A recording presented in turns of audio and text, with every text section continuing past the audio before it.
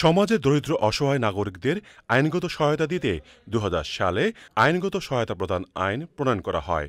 এতে রাষ্ট্রীয় ব্যবস্থাপনায় অসচ্ছল ও সহায় সম্বলহীন নাগরিকদের আইনগত অধিকার সুপ্রতিষ্ঠা হয়।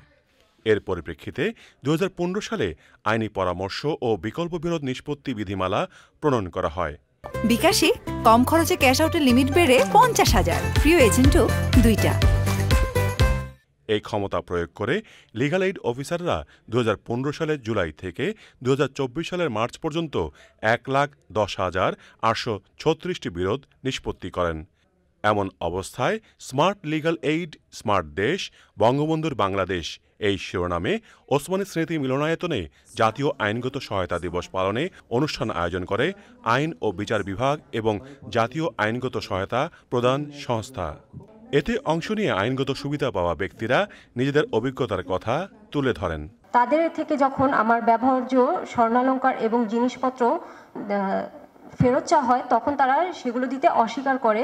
লিগ্যাল এইড অফিসারের মধ্যস্থায় তারা আমার ৮ লক্ষ টাকা সমমূল্যের স্বর্ণালংকার এবং ব্যবহার্য জিনিসপত্র দিতে রাজি হয়। আদালতে মামলার অত্যাধিক চাপ থাকার ফলে আমার মামলার তারিখ দীর্ঘ সময় পর পড়তে থাকে। এই মতাবস্থায় আমি হতাশাগ্রস্ত হয়ে পড়ি। লিগ্যাল এইড অফিসে গিয়ে অভিযোগ দায়েরের ১ মাসের মধ্যে আমার অভিযোগের শুনানি হয় এবং শুনানিতে লিগ্যাল এইড অফিসার স্যারের মাধ্যমে মধ্যস্থতা করে ডেভেলপার কোম্পানির মালিক আমার দলিল সংশোধন করিয়ে দিতে রাজি হয়। বাংলাদেশের ৮৭% মানুষ স্থানীয় পর্যায়ে বিরোধ নিষ্পত্তিতে আগ্রহী এবং শতকরা ৩০% নাগরিকের প্রাথমিক দ্বন্দ্বের কারণ প্রতিবেশীর সাথে ছোটখাটো বিরোধ বা মারামারি, যা স্থানীয়ভাবেই নিষ্পত্তিযোগ্য।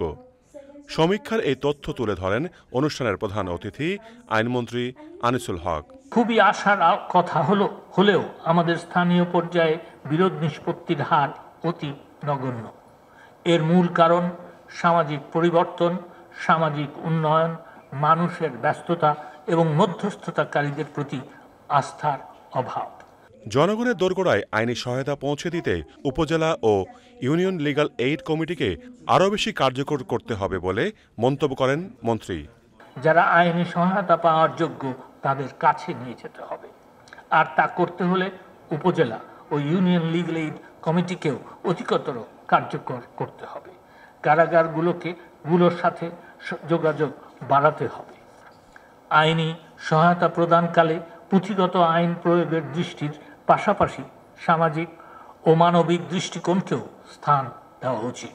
পাশাপাশি আইনগত সহায়তার বিষয়ে জনসচেতনতা বৃদ্ধি সহ স্বপ্রণোদিত দ্রুত ও কার্যকর আইনি সেবা নিশ্চিত করতে বিভিন্ন সরকারি ও বেসরকারি সংস্থার সঙ্গে অংশীদারিত্ব বৃদ্ধির বিষয়টিও গুরুত্বের সাথে বিবেচনা করা প্রয়োজন। অনুষ্ঠানে দুজনকে সেরা লিগ্যাল এইড অফিসার ও প্যানেল আইনজীবী হিসেবে পুরস্কার দেওয়া হয়। এতে আইন ও বিচার বিভাগের সচিব মোহাম্মদ গোলাম সরোয়ার সহ বিচার বিভাগ ও লিগ্যাল এইড কর্মকর্তারা উপস্থিত ছিলেন। মাঝলক মান্না, চ্যানেল আই, ঢাকা।